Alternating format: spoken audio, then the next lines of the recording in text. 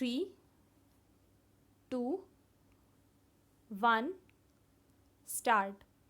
Mr. Deputy Chairman, sir, I rise to support the motion which has been moved by my friend.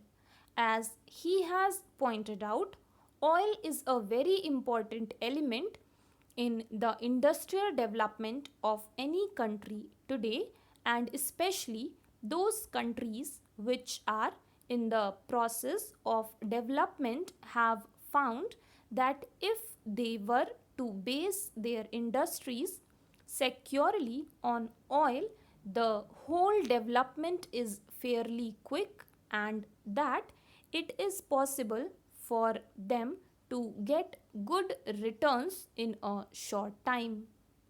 So, while fully agreeing and even emphasizing the need for the nationalization of oil industries in all its aspects in India, I am afraid that because of the past mistakes of the government of India, even if we were to pass this resolution today, it will not be effective in one of the most crucial sectors of the oil industry, namely the oil refineries. When agreements were entered into by the government of India with the oil refineries, many of us pointed out that these were iniquitous agreement and they will work against the interests of this country.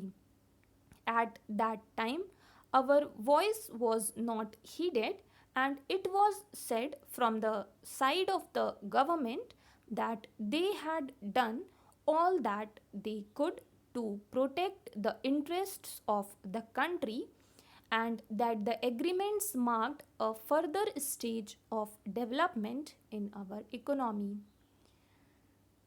History has shown that the critics of the government were right and the spokesmen of the government were in the wrong.